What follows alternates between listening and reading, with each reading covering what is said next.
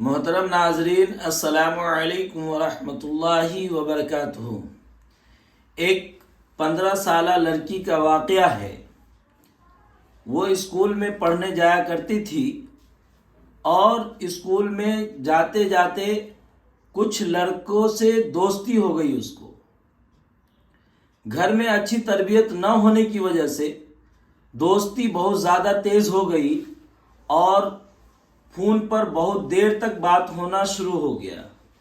उसके बाद मिलना भी शुरू हो गया। तो माँ बाप तो बच्चे की तरबियत शुरू में करते नहीं हैं।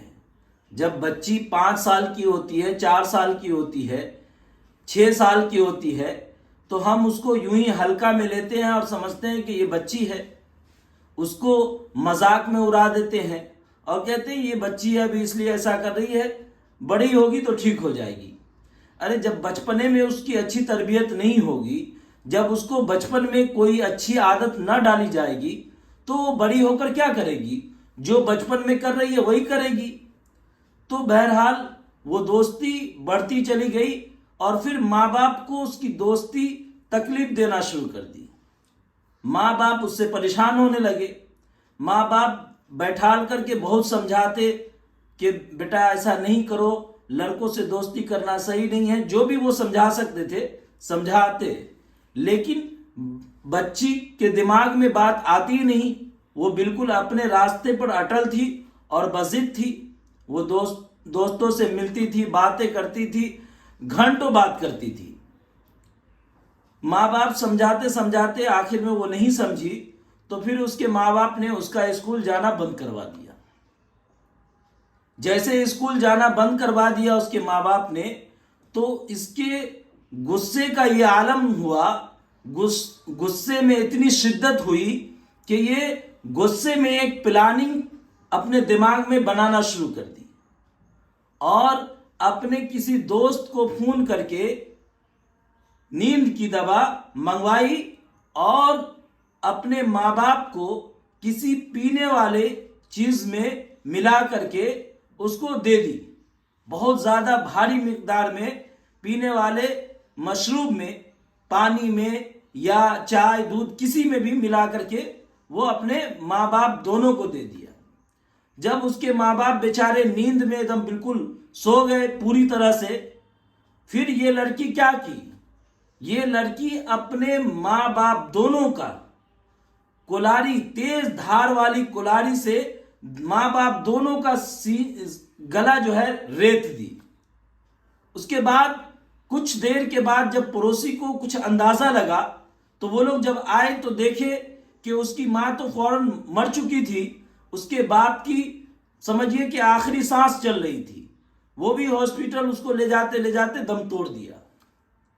उसके बाद पुलिस आती है और जब बच्ची को ले जाती है पूछताछ के लिए, तो पूछताछ के बाद ये पता चलता है कि ये हरकत उसकी बेटी ने की थी और वो अपना जुर्म भी कबूल करती है।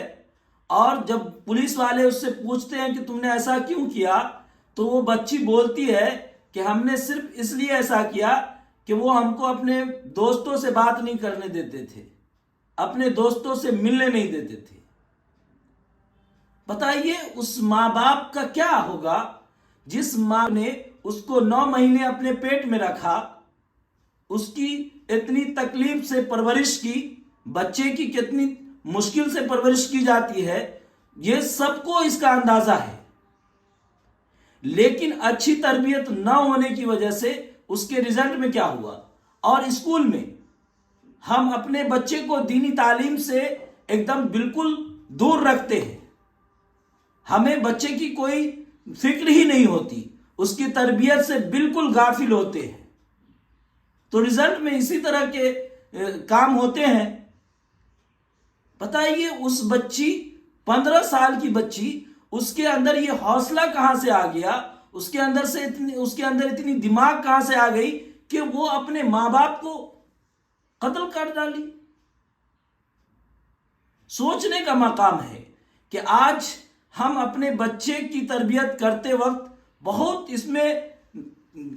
गाफिल है, बहुत बेखबरी से काम लेते हैं। हमें नहीं खबर कि हमारे बच्चे कहाँ जाते हैं, किससे मिलते हैं, फोन पर किससे बातें करते हैं। नहीं, कभी देखने की फुर्सत भी नहीं है कि फोन को चेक करे कि हमारी बच्ची फोन का क्या इस्तेमाल कर रही है। नहीं, जब कोई चीजें आती है सामने कि किसी लड़के से दोस्ती हो गई या फलां से फलां कुछ हो गया, ये इस तरह का मामला हुआ, तो फिर परेशानी शुरू होती है। एक मुहावरा है ना, जब चिड़िया चुग गई खेत, तो फिर क्या हो सकता है? ये रोने धोने से क्या मसला हल होगा? आज हम सब अपने अंदर ये झांक करके देखें कि क्या हम अपने बच्चे को सही तरबियत दे पा रहे हैं, इस्लाम की सही तालीमात दिए हैं? क्या हमारे बच्चे ईमान का मतलब ही समझते हैं, इस्लाम का मतलब ही समझते हैं? कुरान हदीस से उसको कोई मतलब है? कुरान की तालीम उसको दिए हैं? क्या हम अपने बच्चे को ये समझाएं, ये बताएं कि इस्लाम क्या है? कुरान की तालीम दिए? नहीं दिए। क्या कोई बच्चा है जो ये कह सकता है कि हां, हमें कुरान माँ बाप ने सिखाया है, हमें हदीस पढ़ने की तालीम हमें माँ बाप ने दी है? क्या कोई ये कह सकता है कि हां, हम इसलिए मुसलमान नहीं हैं क्योंकि हमारे बाप दादा मुसलमान हैं, हम इसलिए मुसलमान हैं कि हम कलमा पढ़े हैं, हमने इस्लाम को समझा इसलिए हम मुसलमान हैं, हमने हदीस को समझा इसलिए हम मुसलमान हैं, हम कुरान की तालीम हासिल किए इसलिए हम मुसलमान हैं? कोई कह सकता है? ये कितने परसेंटेज लोग हैं जो ये कह सकते हैं कि हम इसलिए मुसलमान नहीं हैं क्योंकि हमारे बाप दादा मुसलमान हैं, हम इसलिए मुसलमान हैं कि हमने कुरान को समझा है, हमने हदीस को समझा है, हमने इस्लाम को समझा है? कितने परसेंटेज लोग हैं जो ये कह सकते हैं? बड़ी माजरत के साथ मैं कहता हूं, मुझे नहीं समझ में आता कि ये कहने वाले 10% लोग भी होंगे। और हम अपने आप को कहते हैं कि एकदम नबी का दामन नहीं छोड़ेंगे, और पता नहीं इस तरह के कितने नारे लगाते हैं। अल्लाह के नबी सल्लल्लाहु अलैहि वसल्लम के ऊपर मर मिट जाने का दावा करते हैं, लेकिन अल्लाह के नबी सल्लल्लाहु अलैहि वसल्लम के बताए हुए तरीके पर चलने में हमें मौत आती है। हम उनके तरीके पर चलना पसंद नहीं करते। कोई बच्चा अपने बाप से मोहब्बत करे, और मोहब्बत करने का क्या तकाजा होता है? कोई बाप अपने बेटे से कहे कि बेटा हमें सर में दर्द हो रहा है, तुम तेल लगा दो, तो बेटा कहे नहीं नहीं अब्बा जान, मैं आपसे बहुत मोहब्बत करता हूं, मुझे आपसे बड़ी मोहब्बत है, मैं आपका फर्मा बरदार बेटा हूं, लेकिन तेल लगाना यह मेरी जिम्मेदारी नहीं है। बाप कहे कि बेटा मुझे बहुत प्यास लगी हुई है, आप पानी ला के दे दो, मुझे पानी पीना है। बेटा कहे नहीं नहीं, मैं आपका फर्मा बरदार बेटा हूं, मैं आपका बेटा, आपका ही बेटा हूं, लेकिन पानी ला के देना, पानी पिलाना यह मेरी जिम्मेदारी नहीं है। बाप कहे कि बेटा मैं चल नहीं सकता, मुझे पकड़कर मस्जिद ले जाओ, मुझे पकड़कर बैतुल खुला ले जाओ। बेटा कहे कि नहीं, मैं आपका ही बेटा हूं और मैं आपको बाप मानता हूं, लेकिन यह काम करना मेरे जिम्मे नहीं है।